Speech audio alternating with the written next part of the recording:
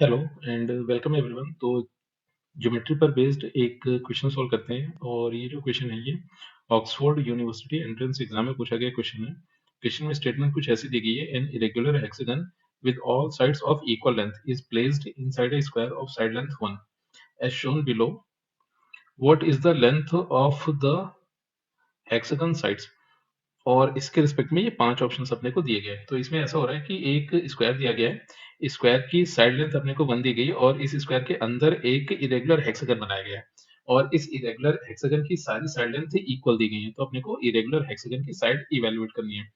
तो अब यहाँ से अगर देखा जाए तो सबसे पहले तो एक रफ स्केच ड्रॉ कर लेते हैं और रफ स्केच अपने पास ऐसा कुछ कुछ देखने को मिलेगा। तो यहाँ पर सबसे पहले जितने भी वर्टिसेस दिख रहे हैं स्क्वायर और हेक्सागन की, उनकी नेमिंग कर लेते हैं। तो स्क्वायर की वर्टिसेस अपने को ए, बी, सी एंड डी देखने को मिली और स्क्वायर की साइड लेंथ 1 अगर दी गई थी तो यानी कि ये जो साइड लेंथ ए भी दिया गया that is nothing but 1 unit. और यहाँ पर हेक्सागन की वर्टिसेस की भी नेमिंग कर लेते हैं। तो हेक्सागन की वर्टिसेस मिली P, D, Q, R, B and S. और क्वेश्चन में ये कंडीशन दी गई है कि ये इरेगुलर हेक्सागन है मगर इसकी सारी साइड लेंथ इक्वल दी गई है। तो अगर साइड लेंथ को x बोल दे तो ये भी x होगा और इस तरह से जो भी ये अपने पास इस हेक्सागन की साइड्स दिख रही हो सारी की सारी साइड्स x यूनिट लेंथ की हो जाएंगी। तो अब यहाँ पर एक काम करते हैं कि सबसे पहले तो ये जो राइट एंगल ट्राइंगल अपने को क्यू ए आर दिख रहा है, मतलब इसका ये जो एंगल बना ये एंगल तो 90 डिग्री हो गया। अब यहाँ पर एक काम ही करते हैं कि ए बी लेंथ ये तो अपने को 1 यूनिट दिया गया था, आर बी एक्स है, तो इस तरह से ए आर लेंथ को लिखा जा सकता है। तो यहाँ से जो ए आर लेंथ बनेगी that will be A B minus R B.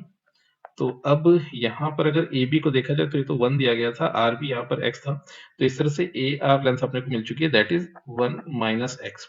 Similarly अगर साइड AD को देखा जाए तो यहां से QA को लिखा जा सकता है DA माइनस का DQ। तो इस तरह से DA अपने को 1 दिया गया था, DQ x यूनिट दिया गया है, तो इस तरह से QA भी अपने को 1 माइनस एक्स मिल गया। तो अब अगर इस ट्राइंगल QAR को देखा जाए तो इसमें दो साइड्स इक्वल है, एक एंगल 90 डिग्री मिला, तो यानी कि ये जो दो एंगल्स दिखे ये दोनों ही एंगल्स आपस में इक्वल होंगे और इन एंगल की वैल्यू होगी 45 डिग्री।